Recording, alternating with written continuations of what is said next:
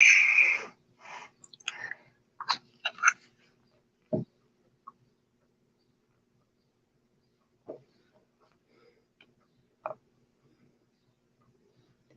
evening, everybody. This is Dr. Rao. I'm starting my room. Today, I want to shed some light on what yogis think about the whole industry of entertainment and how that's kind of, you have to look at it with some intelligence and then protect our minds and attention such that, right? So I was writing an article on this today, and a lot of things came out because if you look at the current youth, they are not able to be without the phones, without all the engagement of the entertainment, and uh, and without that, their minds are going all over. It looks like, okay. So what was true original yoga practice say about that? You know, what did it say? Why we need entertainment all?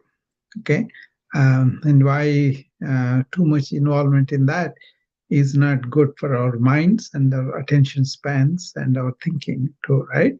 Um, Especially, it's a mindless consumption of whatever that comes our way in the form of entertainment, and thereby do not realize what is the damage that is being done by exposing our senses, our minds to mindless entertainment. Or some people want to promote certain kind of violence or whatever the bad things they want to promote, right? So that's what I wanted to talk about because in yoga, when you really understand the deeper parts of yoga, it gives you an opportunity to become silent within yourself, be calm, and then really enjoy that blissful silence that is within us. And for that, the requirement is you don't want to have distractions to immerse into yourself, into the meditativeness, right? So this mindless entertainment can be very destructive for that purpose. Okay, so um, the proliferation of the entertainment is so much, and also the devices are so ubiquitous and available, and we are kind of teaching kids entertainment as though it is a most important aspect, and also no real censorship by the parents or the teachers, right? Everything is allowed, and the kids are exposed to a lot of material they should not be exposed at that age. But as parents, we don't have any control, right? They may say so much of parental control and you have permit and all that. But I think by and large, all the entertainment flows through the phones of the kids and everybody, irrespective of their age, whatever the commercial interests are promoting. That's kind of happens with a lot of major cities at least. And then the other countries where the governments really are not that strict, this has become very rampant. So I was shocked to see and hear some reports of parents getting caught their kids doing these things, and then they were kind of worried about what kind of things they are getting over. So the whole world is coming through the phone, right? So I thought this will be important subject. It's a public health subject also. It's also leading to a lot of attention deficit, anxieties, depression, suicide. So many things are happening in the kids, young adults also. So the social media can be very good talks or uh, very silly talks or very bad talks too. But the discrimination, who is employing it, whatever is happening, they're trying to control it, the administrations of these social media audios, but how much they can control. See, so as a good citizen, I feel I should have an understanding about what is coming out there and what are the topics, what are the discussions, what the style of discussions are detrimental not only to me, my mind, and also to my children, to my friends, and everybody. So, out of the concern, this talk has come up. Okay, so as I was looking at it, there were elements of entertainment that could be mindful consumption, that could be informative, that could be um, really awakening us into depths of our own interior, and help us to connect with other people. There's so many things that are there. So we want to have a balanced discussion of where entertainment or what we screen on the phones or tablets or whatever are really enhancing us rather than causing us harm. Especially if you are not aware of it, what is happening, what is even being transmitted subliminally to us, then we will fall victims of those um, content that comes through pictures and videos and all of that. That's why I wanted to compare the yoga person lifestyle and also modern mindless consumptive of whatever entertainment that is dished out through so many cable channels. So I was trying to look at something on Netflix the other day, and the content was so violent, so offensive sometimes. I could find a family type of thing, only a couple of them. So it had to be searched before we could go there. Even there also, I found some philosophical talk, some things on the mind, some things on the actual documentaries and all that. They appeal to me, but that depends on the personal taste of person. That's okay. But then I was employing the judgment of looking at the content and determining whether it is going to be entertaining me or enlightening me or awakening me, any of those things. If it's not doing that, I think I'm better off avoiding that. But then, how many people have the time or energy or the intention and the discretion to really screen the content material before they see it? They will say, "Oh, just because you are adult, you should be able to handle it." Okay, as though that is not going to affect the adult brain.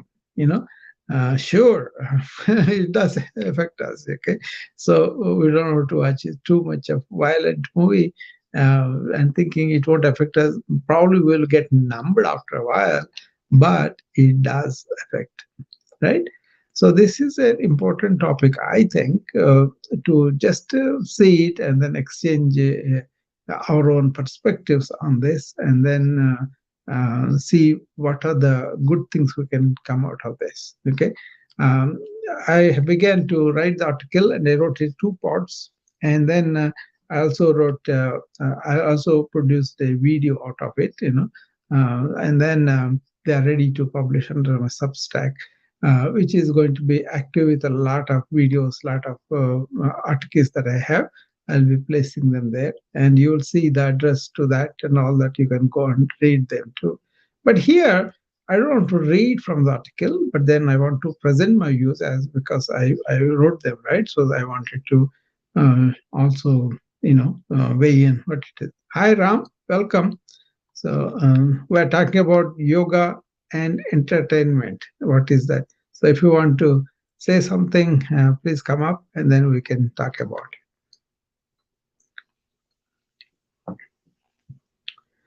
Hi, Ram. How are you? Can you hear me? Can you hear me okay? Yeah, I can hear you. Okay. Oh, Dr. Rao, it's good to be able to talk to you again. Yeah, yeah, I'm here every day. So uh, I was talking about what kind of mindless entertainment that is detrimental to do the meditation, be calm within and all that. So especially the kids, the kind of things are going into through their phone, it's really harming them. That's what the concern. But also youngsters also like that, right? So what do you think, Ram? Yeah, what is entertainment? Yeah, I want to start with the definition. I am really at a loss.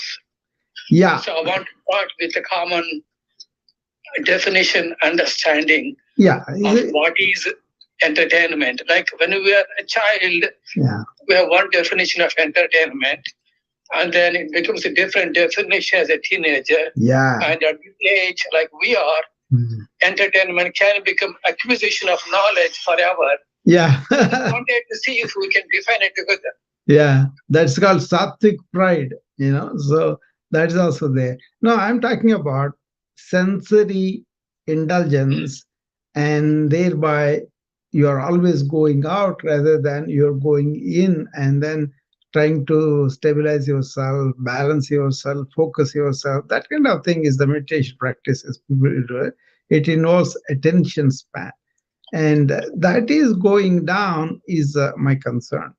So especially people want to be in this kind of routines where they sit down and then be everything away from everything and then want to focus on something and then also gain that strength of that mind. That is becoming very hard when this mindless consumption of entertainment happening. And also when people are having so much of overthinking and thought and all that, they have to go and find something in the phone, so otherwise they go crazy. That's also we see in the kids these days. So there are generally now what is normal entertainment is like a movies, like all the sensory things that come at us. Some music could be very good, some movies could be very good, but there is no discrimination. It's like a mindless consumption of overthinking and information overload, negative thinking. This has become the lot of the young children, youth, and also adults too. And then you can have a good entertainment in a book, you can knowledge and all of that too. But then there is a work, there is a purpose, and then there is a mind stability or restlessness. All these issues come, right? But basically, I'm talking about, for me, yoga means the mind becomes calm, quiet, and serenity, and also you kind of uh, gather this ability to deal with the world in a nice way, not a reactive but a responsive way. To have that inner tranquility and meditativeness, this mindless consumption has become a problem because people I am training, for example, somebody wants to really be free of the stress and burnout. That's usually they come to me. Then one of the things I teach them is how to maintain daily calming the mind or emptying the mind. That is something they learn, but they cannot keep it because they have to have this quota of TV shows, TV sports, and their favorite team and all of that. So the pull is really tremendous, and the energy is tremendous, and the money that is spent for the entertainment is also tremendous. Whereas yoga talks about simplicity, yoga talks about internal quietness, yoga talks about resilience, so that your body and mind will be healthy and all that. So this kind of acts against that. But you can also have the same talks, same movies, everything that are really enlightening you, that are really encouraging you to be focused and all that. There you can learn so many skills for that way too. So both ways are there, but I'm just discussing what is prevalent is mindless consumption of entertainment. That is the thing I'm talking about. Yeah, got you. So the question is, when does a distraction become discovery? and when does a discovery become distraction? And I'm thinking that the going out is really eventually to realize you can't go out forever. And like you rightly said, we have to go in. Yeah. They're interconnected. At what point the pendulum swings is unique for each person, I think. Yeah. By conditioning, they are different, but to unfold that conditioning, it takes some time. Yeah. Mm-hmm. Yep. That's why, see, but if you take the how we study, how we learn new things and all that, one of the things about yoga practices is called aparigraha. That means you don't want to accumulate things, you want to take the gifts and all like that. These movies and all those, so we also want to take it as our gift so that we can enjoy ourselves. That is why we are here, especially when they are supposed to be studious, maintain concentration, study subjects, and then get the uh, mastery of whatever they are aiming to be, the expert, right?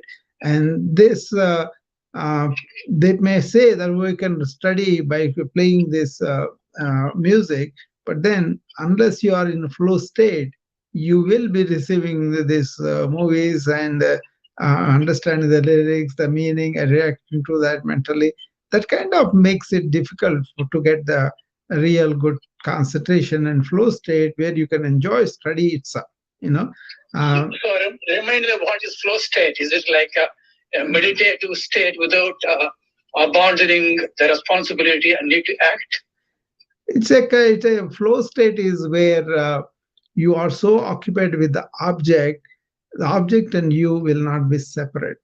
So you'll be involved in the work, but then you totally absorbed in it, whereby it becomes not like a separate thing, and you are one with it. That is the flow state, and everybody has to find their own flow state, whatever interests differ, right? What they want to, but then that is supposed to be one of the happier states of mind than sensory indulgence. Okay, so tell me, clarify for me, how is flow state different from the attachment, the negative attachment? Oh, negative attachment drains you. But flow state, if you something do, actually that kind of empowers you, that kind of enhances your energy, because you have hardly depleted any energy resistance, or not having something else going on. So it's like a flow state is where you work without really spending any energy as such. That's why we feel so good after that. The negative states. I think I get it. So the flow state is when the work and play are different. No, the same. Yeah, it's like a play. Like you are playing, you are enjoying, and then you don't have any problem. Like that flow state is like a leela, they call it, flow, where you are so engrossed and then like it. That's why you don't have to spend a lot of energy fighting anything else. So that's a very deep meditative state. But then you can get to that. Suppose you like something and you are doing it again and again, and then you kind of put yourself in that groove where you kind of come and work, but then just doing itself is a kind of pleasing to you, joyful to you, and really makes you feel good that you are doing that. So flow state is inseparable. Like you are not separating yourself from the object. Yeah, exactly. Exactly. Observer and observer become one. So whatever you are doing, you see, the sensate thing, this kind of absorption is not possible, because it is like they said, a hedonic treadmill. The more you do it, the more you want it. So you are not satisfied, you are not absorbed in that, because you are going on doing that. But in flow state, you are kind of accomplished some things, and at the same time fulfilled, and that continues. So it's kind of you already came to that concentrated flow state, and then you are absorbed in it.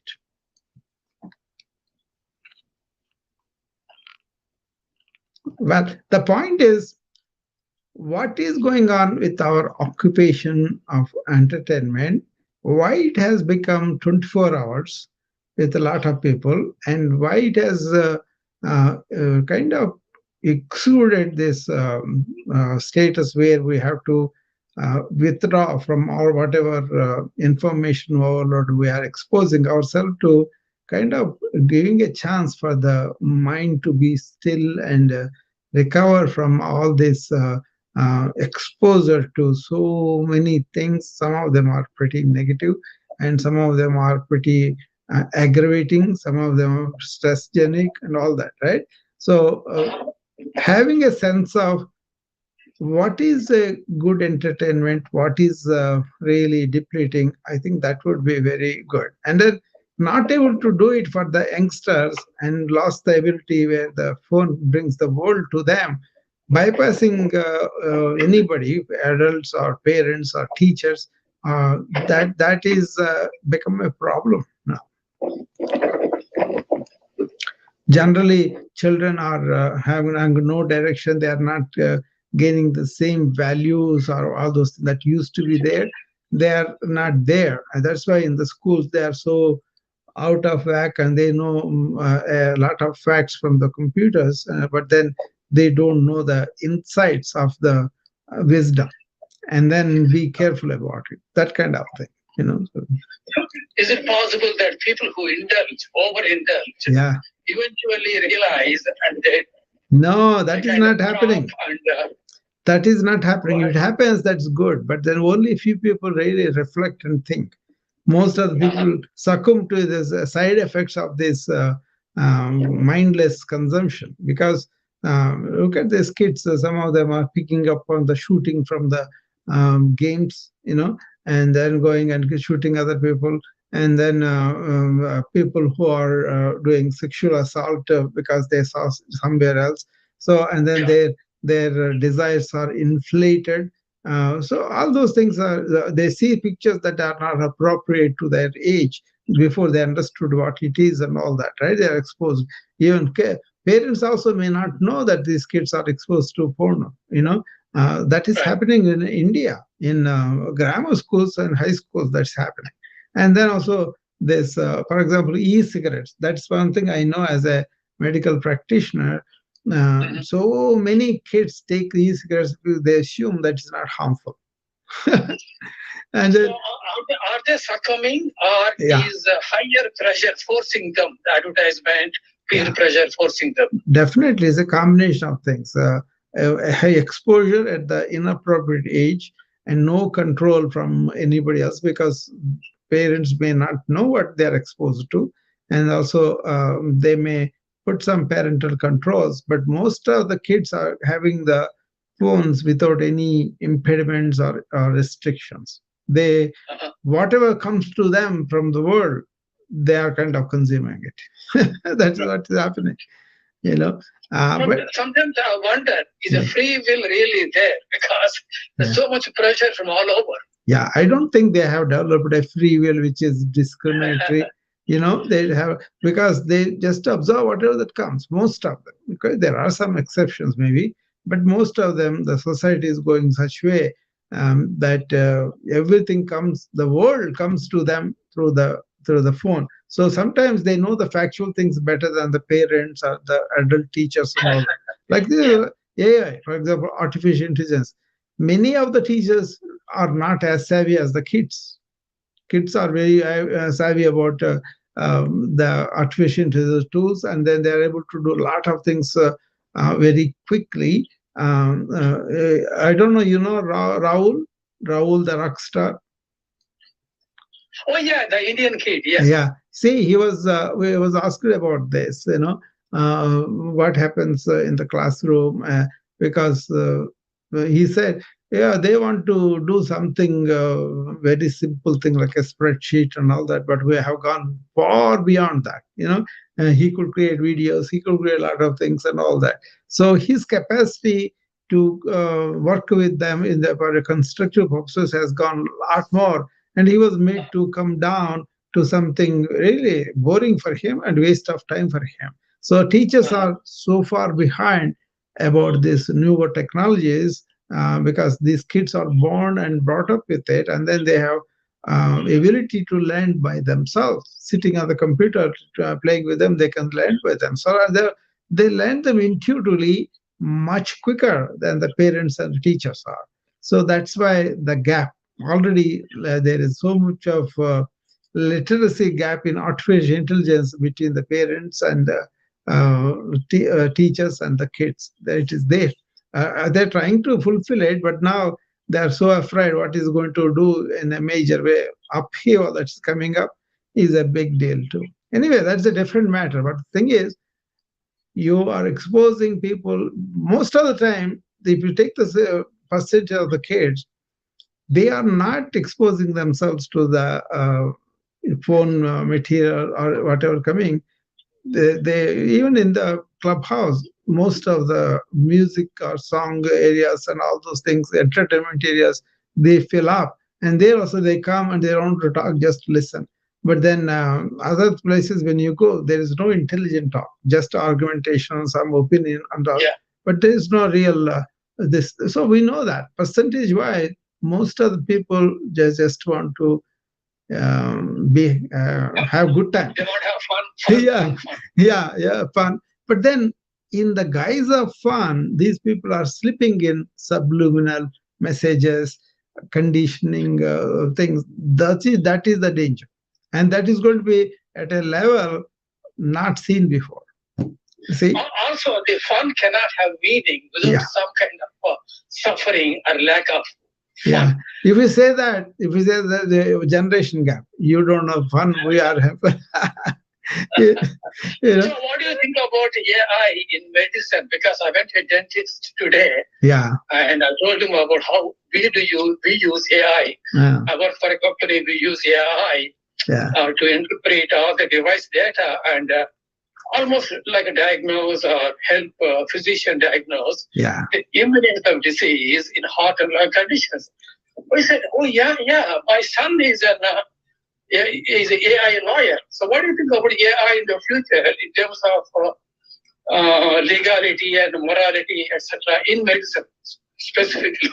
There are so many factors you have to discuss, but fundamentally, what it is more like a big meta analysis of the data.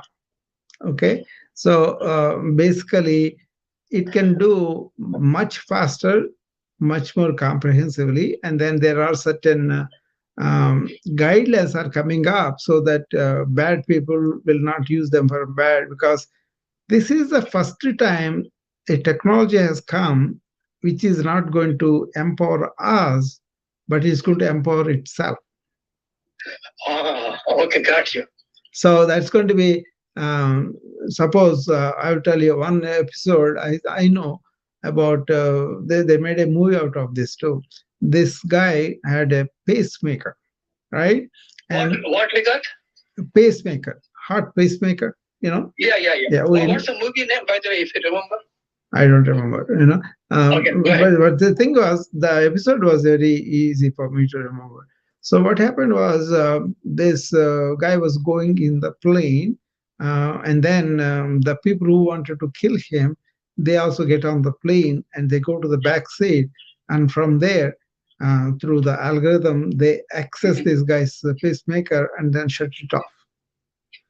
So easily you can kill somebody without anybody else knowing it. Fortunately, because the pacemaker will be recording all that happens, who has stopped from where, that was taken, these people were arrested.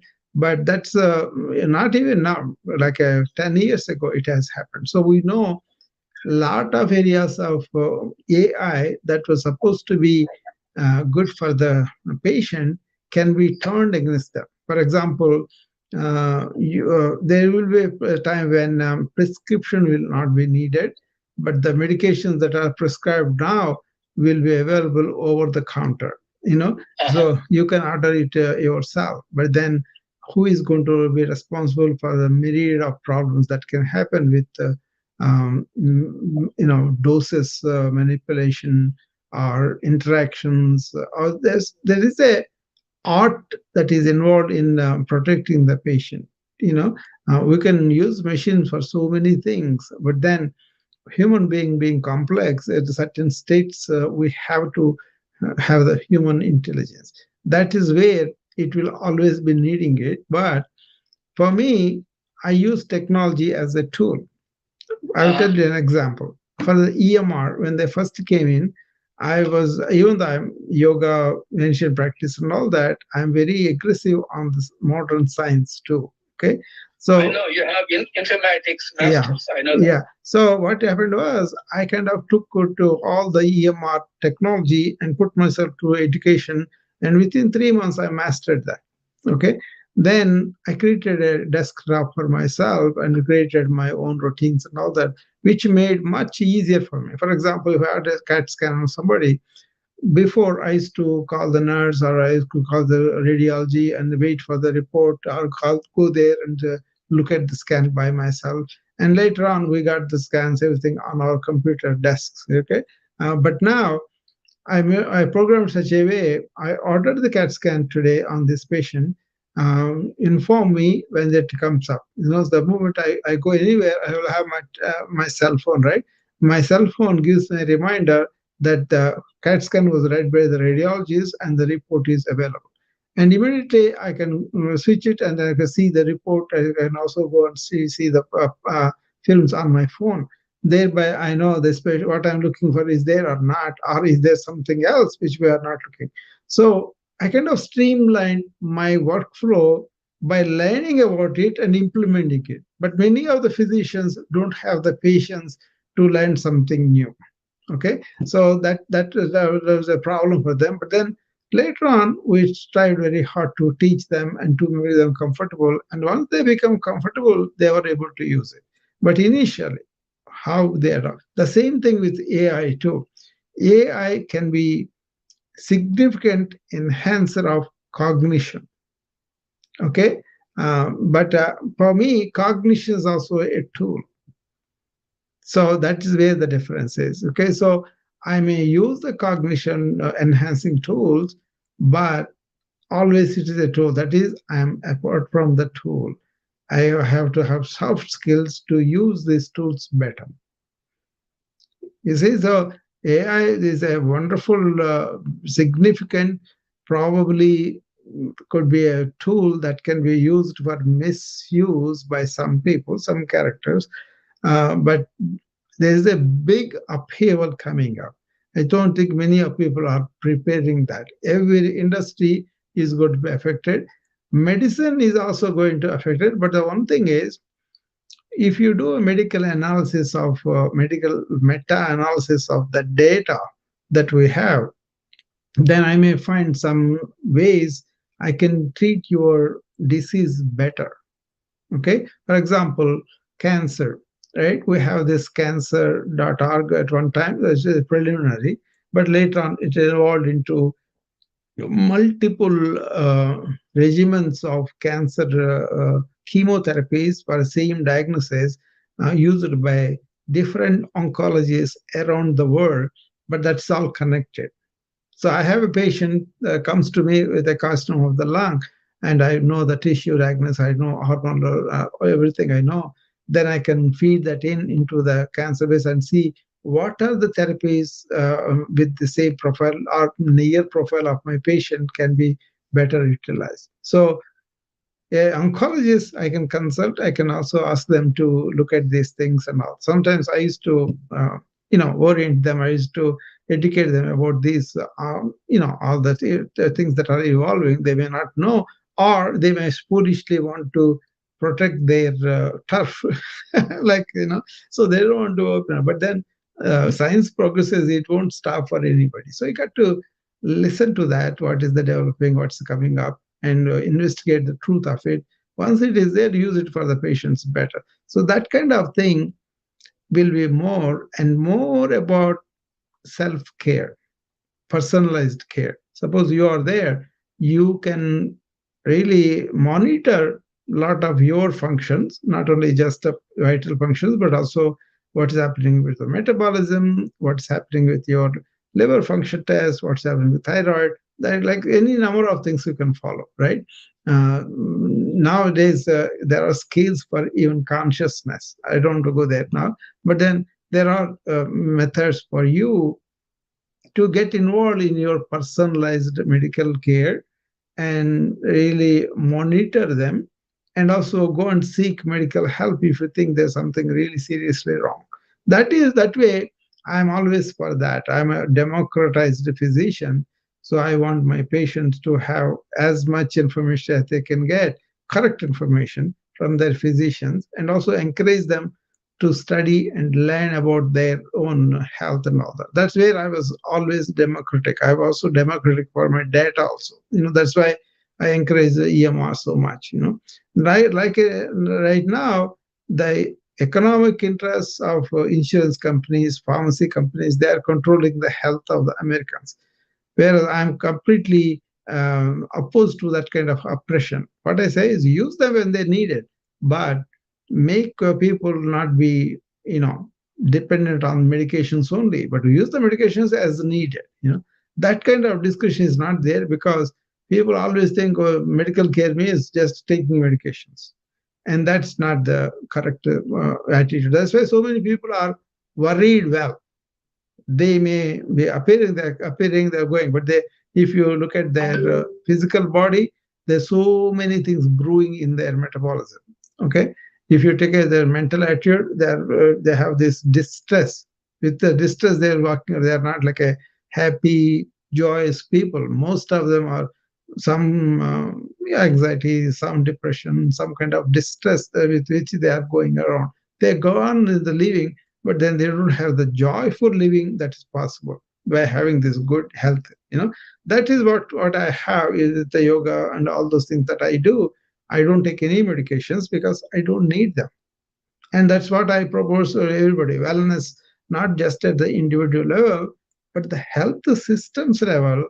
They should aim for the keeping. If Ram walks into the hospital, I should aim to make you be aware of your wellness level, and then correct the things that if you are not doing certain lifestyles, and also help you with the genetic understanding of where your disease and all that. When that happens, then you go out with more empowered information about your own health and wellness. There where you can, it's up to the patient ultimately, but at least you are given a chance about how to participate in that way. This movement of personalized medicine, which started around 2000. So I'm very involved in that from the beginning. Consumer informatics or online groups, so many things are there, right? So one person who is afraid with one disease, he will investigate more than a doctor is treating so many diseases, especially with the way the knowledge is exploding. So I kind of invited all my patients actively involved in learning about the disease, not being carried away emotionally or believing something false and all that, but reliable scientific source. So that's one of my services. I used to educate my patients about how to find the right information, correct, but then all the time encourage them. It was not like you don't have to ask me anything, you just listen to it. That was not the case. Patient is made more like a complete participant in this care, but with knowledge. And as I used to give so much homework for them, so initially they used to resent that. But then after they understood the purpose of it, they began to go less and less to the ERs and the hospitals. They understood what it was. So it was a noble thing actually. And then I thought it was our, normal function as physician we should be doing. So I had a lot of no compromise on that. So the more technology improved to bring us to this data, like devices. I gave a lecture on this informatics in 2003 or four, or something like that. Uh, at that time, there was one slide I showed them. There are 108 devices from head to toe to help you in different ways. You can wear them, and then they will give you all this, right? So the you can imagine now how much we have. They are even talking about putting a chip in your head.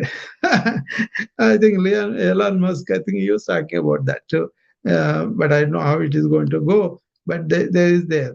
So basically, technology is a tool that can help you discover a lot of things, maybe provide some therapeutics, surgery, some medications, some hormones, supplements, and all that. But I think we should give more importance to be well to begin with. That starts with what you eat, how you exercise, how you sleep, how you calm your mind. These are all you can do lifestyle changes instead of blindly aping modern lifestyles. See them. If you go to a restaurant, he will put whatever he wants to in that food, processed food. Okay, pay attention to that. Ask for good food, good preparation. And if you are sitting in the chair all the time, get up and walk. It's as simple as that. And also, don't sacrifice sleep. Prepare for the sleep and improve the quality of sleep, and then thereby your body and mind will be restored. And then calm your mind twice a day. These are all the small things, but then there's so much behind it. History there, a lot of insights, wisdom is there, and also lot of insights that are not known to modern physicians is there in ancient wisdom. That is my privilege and fortune. I was able to get to them while I'm alive and I'm doing all that, right? So I kind of slowly modified myself into that and adopt a commonsensical principle.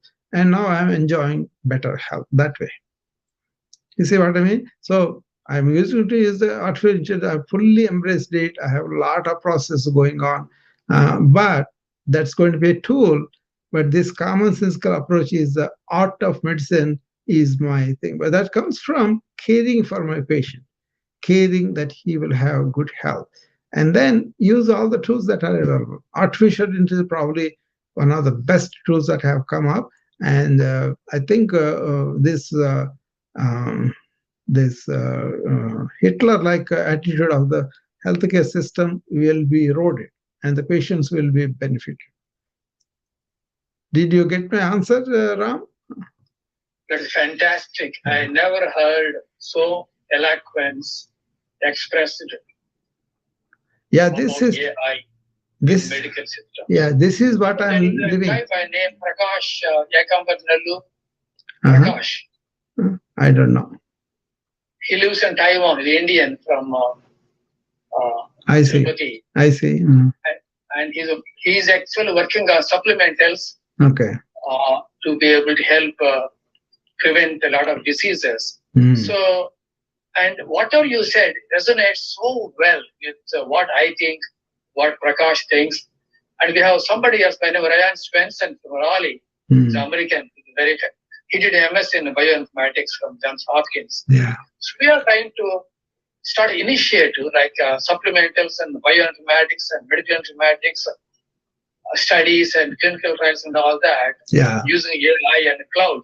Yeah. Would you be interested in mentoring us and helping us start this initiative? I don't even use supplementation unless we are depleted of a vitamin or some essential nutrient, right? So I'm more into nutrogenomics, and according to genomics, we will have certain deficiencies because they're not properly metabolized, right? So genome study and tailoring your diet to your genome, that's coming. It is right now research level, education level. For public consumption, it will take probably another 10, 20 years. Probably it may be sooner. But basically what it is you have the foods that change your genomics and then your metabolic picture and all that. And your genomes act on the foods that are coming in and they change them too. So either way, actually I did a lecture on this, a big lecture in the Clubhouse and all the platforms. What I'm saying is, yeah, the current state of civilization is we use a lot of processed food that by very nature does cause this deficiency of the supplements which we normally should get from the diet. So what I look to is ask the patients to grow them if they can with the natural compost and fertilizer, or go to the farmers market. Try to be as natural as what we call vitally rich foods. Yoga has that definition. But this vitality is not just the food and water, air, but it also vitality, energy within you. That if you understand consciousness, that is more with the vitality, vital energy is important. So my thing is from inside out, Ram. But then I understand why the supplements are promoted. But then I don't want to keep my patients in the dark about how can they be depleted with the supplements and how they can correct it. And then even then they need something definitely. Okay, but I don't want to make it like a fad. That's what they did with the vitamins, that they what they did with Ayurveda herbs, that they what they did with the supplements. So I just try to be natural first, and then if need repletion, definitely we have to do that. Hi, Rajesh. Bro, long time I'm seeing you. Want to come up and we can have a good chat? Me and Ram having a good chat. I haven't seen Rajesh in a long time. Hi, Rajesh. How are you? I'm fine. Namaskar, Dr. Rao. That's good. Who is that? It's a kid there. That's why I could not recognize you probably. You know, your photograph, it shows a kid. Your photograph? Yeah, it's my childhood photograph. Okay. That's why I think people can miss you because they go, "Oh, maybe somebody is here." So, yeah, we are talking about yoga and entertainment. My point is, entertainment has become really mindless consumption. So we are kind of, watch it and then direct the entertainment also more like a enlightening and mindful consumption. That's what we're talking about. Because basically, yoga by definition is promoting attention span. But when you subject all sorts of things, people are addicted to phones and all that, right? So that's what I'm talking about. And then Ram brought in this discussion on the AI and the health. We talked about that. And then he was talking about supplements, that they are doing a lot of work on that. Really, I'm glad to know about Ram, and we'll talk more about it. And if I could have a discussion with all of them, yeah, sure, we should have it. Yeah, I come from the field of entertainment. So I find yoga and entertainment quite intertwined, particularly from the perspective of the performer. But when you look at the audience, which is getting entertained, so again, when I become an audience, for instance, when I go and watch a film, that too can be quite productive in all kind of ways, and can be therapeutic also, in the sense that if performances that are taking place, I'm watching the film, the performances in the film, they are good and the film is well written, then it becomes very interesting, creative experience for me as well. Sure, definitely. Absolutely meditative in so many ways. Yeah. So it's a very important field. But again, you heard what is that Rasa Siddhi, Rajesh? What? Rasa Siddhi. Like for example, Rasa Siddhi. That's something the artists aim for in the ancient times, especially.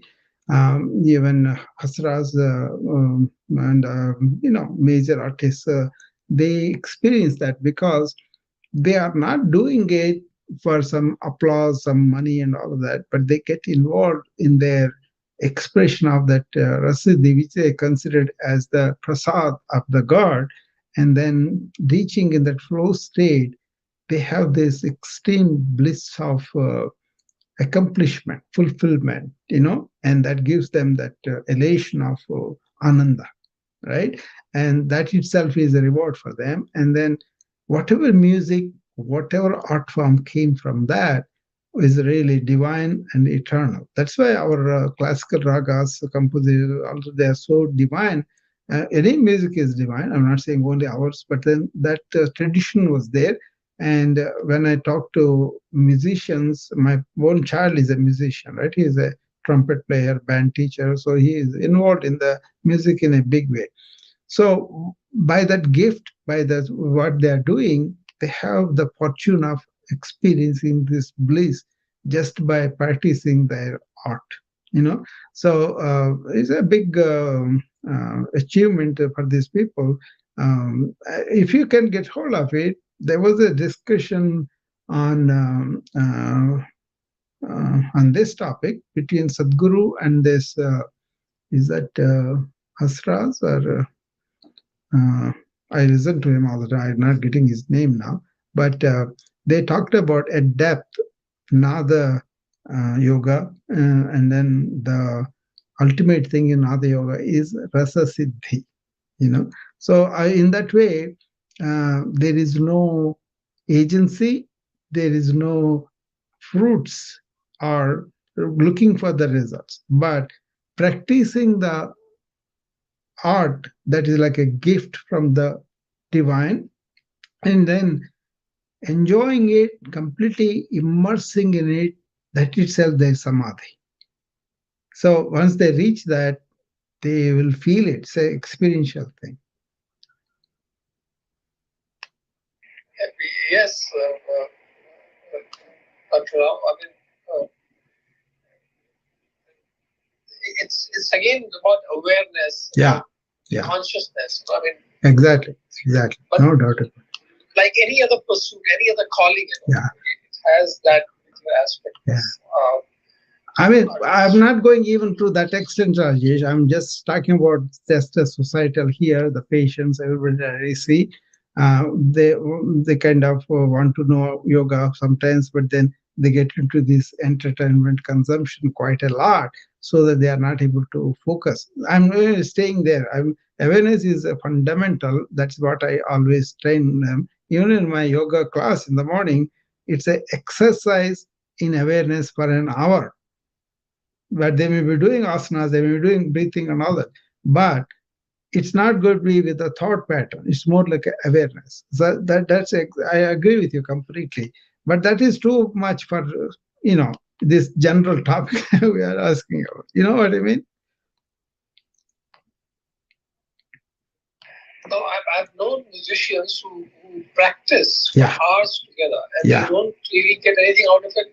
I mean, they don't get paid for that practicing, and they're in flow. They're in flow. They don't even get those opportunities to perform before people, but they are still so involved that that's why they are so strict. I've seen that kind of attitude also. No doubt about it, because they are so involved. As an actor, suppose I went on a stage to perform. Nothing mattered. Exactly.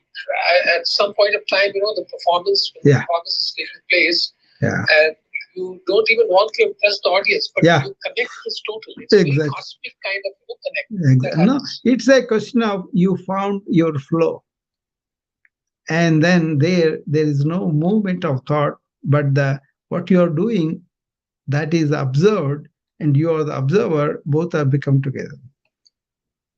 So let me ask you a tough question, I think. Maybe it's easy for you guys. Hello, Rajesh. Nice meeting you. So when two people are in flow conditions, can there be a conflict? No, flow state means that your essential thought or your ego or your personality, whatever made out of thought, is basically took a seat back, or it's completely receded, so that your real essence, what Rajesh and me were talking about, awareness, that comes forefront. So in the awareness, we are all one. It's only one awareness. It's not your awareness and my awareness. It is not your consciousness, my consciousness. It is consciousness itself. That is where it's called ekatvam, oneness. Once you are in that oneness, that means you are not engaging your thought to be argumentative about things. You see? And then you're naturally in union. It's an existential condition, not like you are operating through thought or manufacturing through thought. Yeah, actually, I mean, I can give you an example, Ramji, Yeah. about my own experience in theater.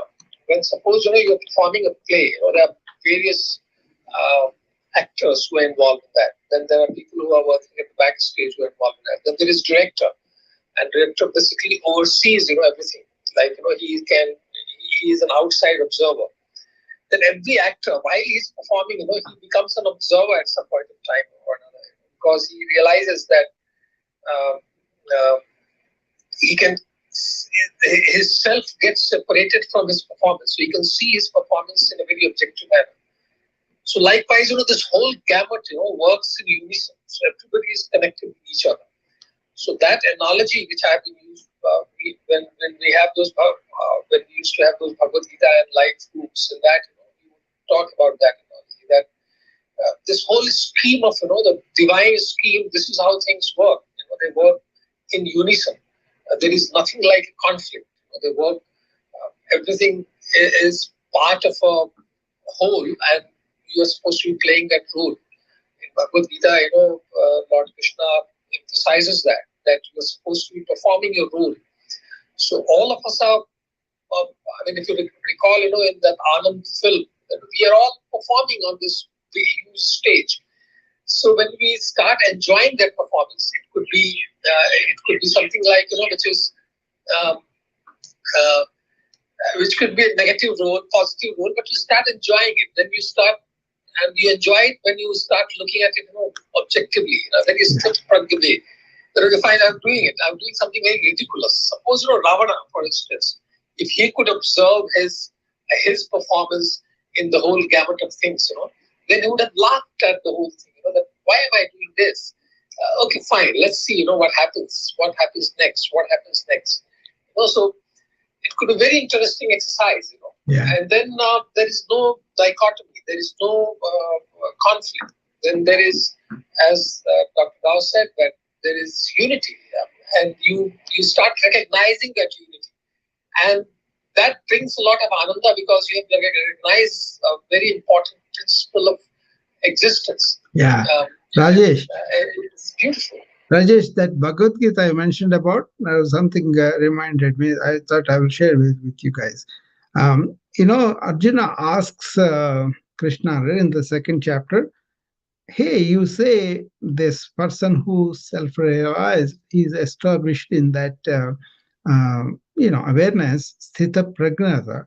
How does he live? How does he speak? How does he behave? And all that, then Prajahate, that slokam, from that 3 or 4 slokas, he talks about the 4 things.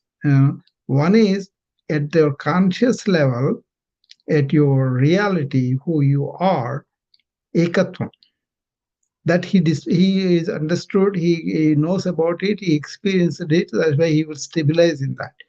Then at mind level, he is like more like a non-reactive, samatvam, equanimous in nature for opposites of the life, and then when he relates to people and other, he has asangatvam.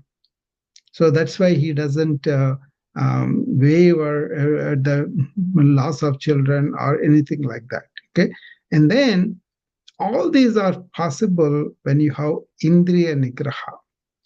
These 3 or 4 points that he is describing, who is like a sthita pragnata, the one who stabilized in that wisdom.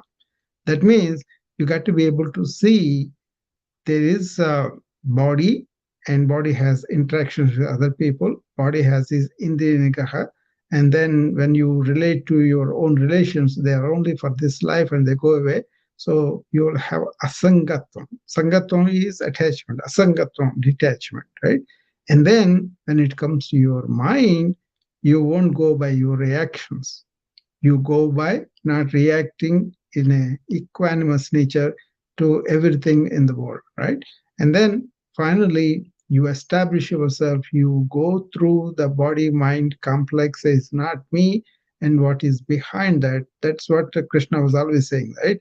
So you are that soul, you are that energy, you are that awareness, you are that consciousness, all of the same name. And then in that, everybody has the same kind of electricity going through all our bodies and minds, animating them. So in that way, we may have different manifestation of bodies and minds, but in that equanimous oneness, we are all one. So that's why there are no others. So whatever you are doing to other people, you are doing to yourself. That kind of thing. So I just remembered that because people come to me about Bhagavad Gita and then experiential knowledge of Bhagavad Gita. That's where I bring it in. I mean, I can give you another analogy. I mean, of my own life, and probably all of you must have experienced it. We have played cricket, so there have been times when suppose there is a good bowler and both and there is a contest going on between a good bowler and a good batsman. It's a very interesting and beautiful and funny contest, and I'm sure that they both will be enjoying it. That when the batsman is in full flow, the bowler also is, he knows that he has complete control over his craft or over his bowling, and he is playing around different kind of balls. He's throwing, I mean, he's trying everything, and the batsman is succeeding in playing the balls very effectively. I'm sure that both of them will be enjoying it, because I have seen if you perform well, in a play or anywhere in any field, if you perform well, you don't even need an outside person to approve. And even your opponent can see that you performed well, you have done a beautiful job. And generally, if he is also in pursuit of something, if he's seeking that, the inner self, he also appreciates it. He is on the same page as you. So it becomes a very beautiful thing. Look at any society. If it's a society of seekers, there will hardly be any conflict.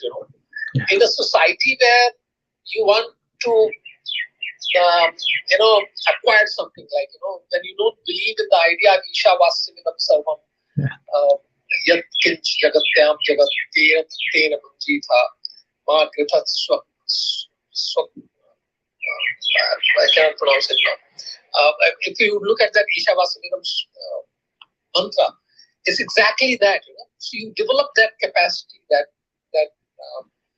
thing, and it happens. It's not something which is remote or which is esoteric, which has Rajesh, to be taught by a guru all the time. I will give you two current cricket examples, very relevant.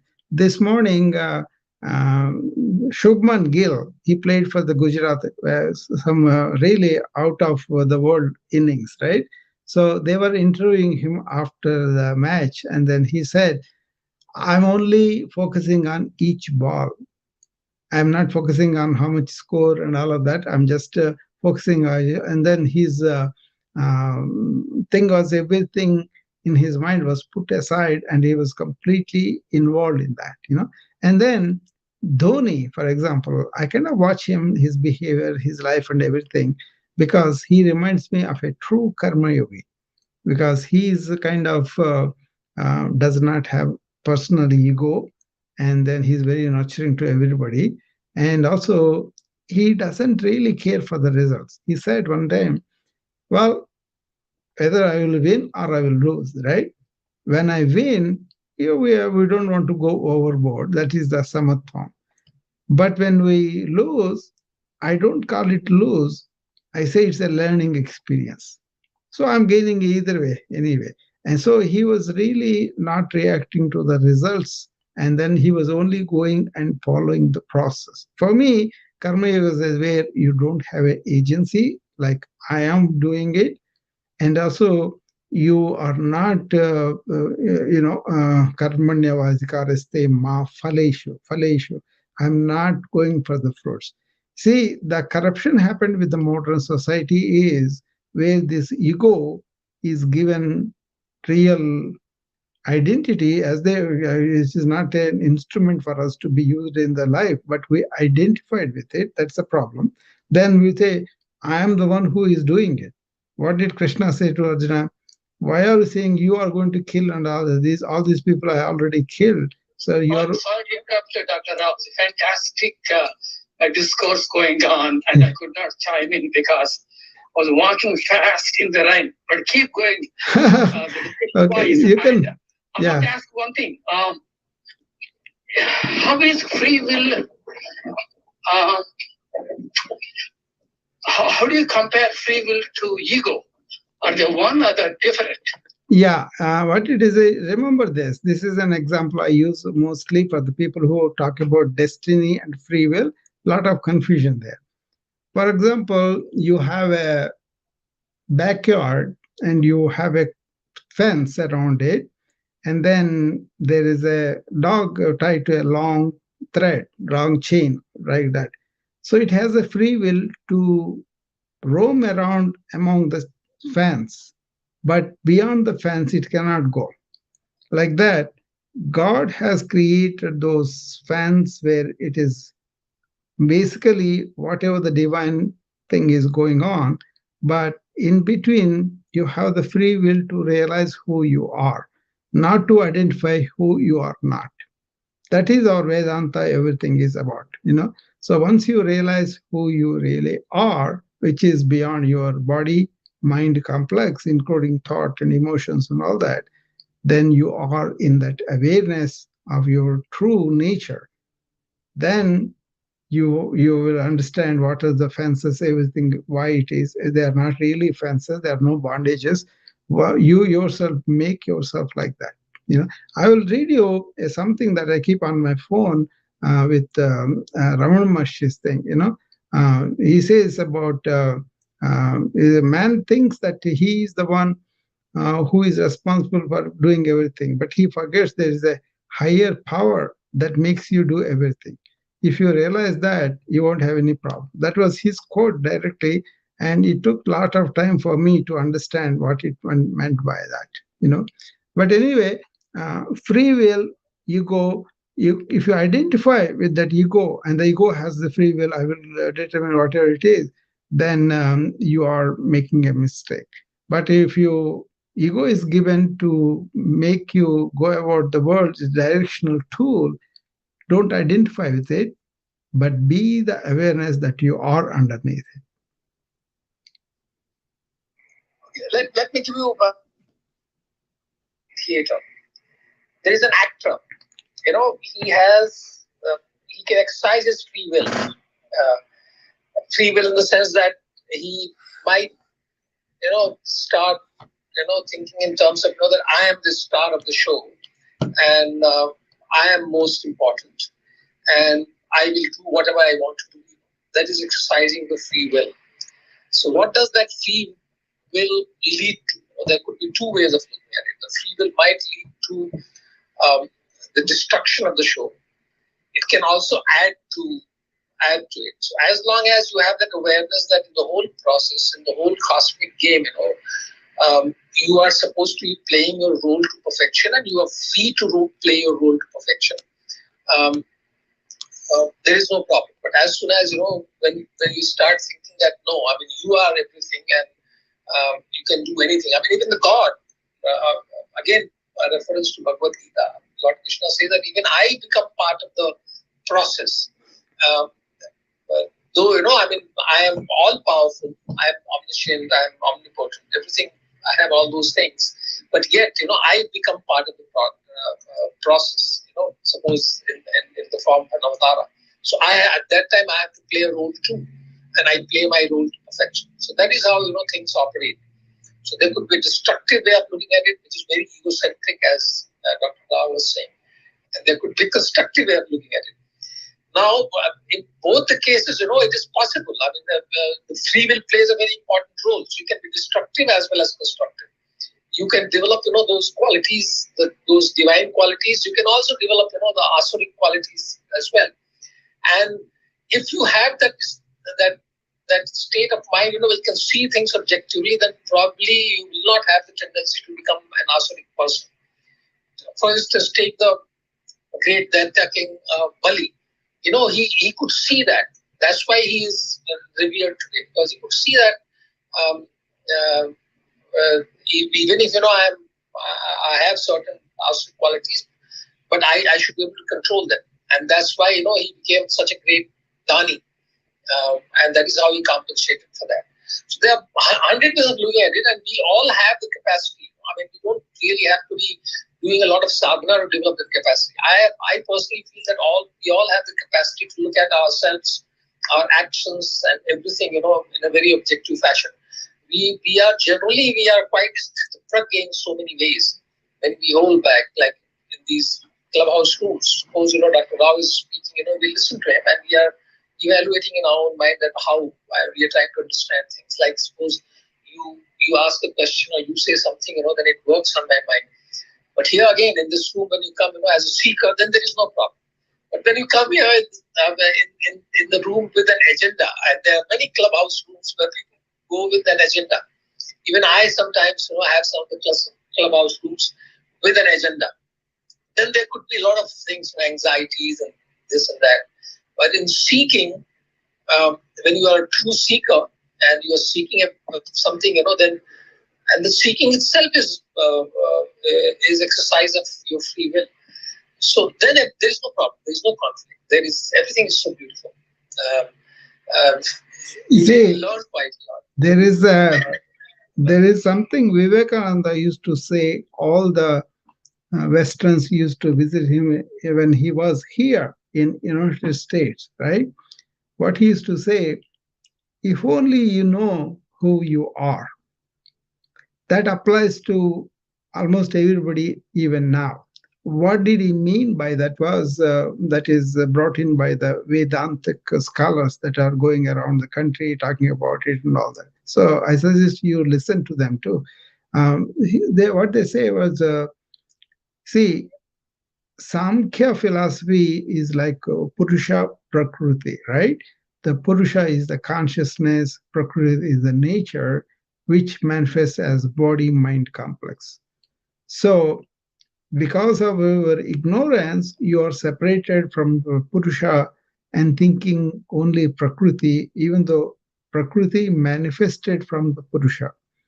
When you realize that and go back to the Purusha, whose aspect of is your consciousness, your awareness? Because you are not in this mindset is not you. You have the mindset. That means who is that who is having the mindset? That sense of being of you cannot give words, you cannot identify with it. That's the problem. But you can transcend it and be what you already are.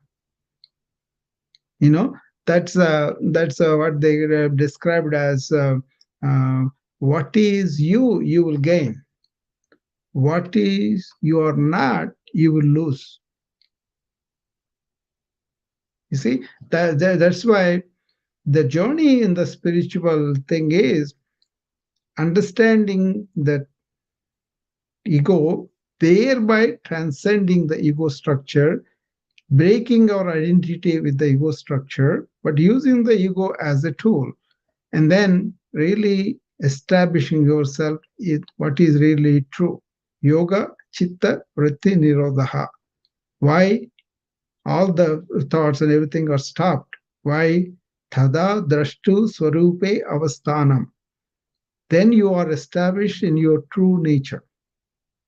Then, if you don't raise it, you have vritti sarupyam itaratra. Otherwise, you are led by your thoughts. And this you got to realize by yourself, by intuitive awareness, not by outgoing intellect or the senses. So once you are in there, then you are in that Sat Chit Anand or the forever fulfillment. So you are not having this vagaries of thought because you have stopped them and then establish yourself in the nature, and you're not allowing this compulsive thought, unconscious thought lead you wherever it wants. So that is the problem with most people. But once you are established in your true nature, sthita pragnata, in that wisdom you are stabilized, then you are ekatvam, you see the oneness of all things, of all nature, and you are having the samatva of the mind, which is not reacting unnecessarily or dvandva. That's like a opposite kinds of the pain and pleasure. You will be equanimous, and then asangatvam. Asangatvam is you are not attached to anybody, but at the same time you are one with everybody. So this pain of being attached to somebody will not be there. And for all this, Indriya Nigraham is needed. Otherwise, the horses take you wherever you want to go. Your senses take you wherever you want to go. That's why the fourth thing. So, Sthita Pragnata, a person who is established in wisdom, will be like this. Anyway, I kind of ran over. I did not realize it's 7:22 because I usually attend another long COVID room between 7:30. I hope they're sending me messages. That's why I record it now. Nice of you, Ram and Rajesh, to come and talk to me. Ram and Rajesh, fantastic discourse. Okay. I do this room every day. If you have time, come and join me. I'll be happy to engage with you. Okay. I just wanted to add some thought. I'm going to follow you, Rajesh. Okay, Rajesh. I'll follow you, Ram. I'll see you later. Okay. Who do I follow?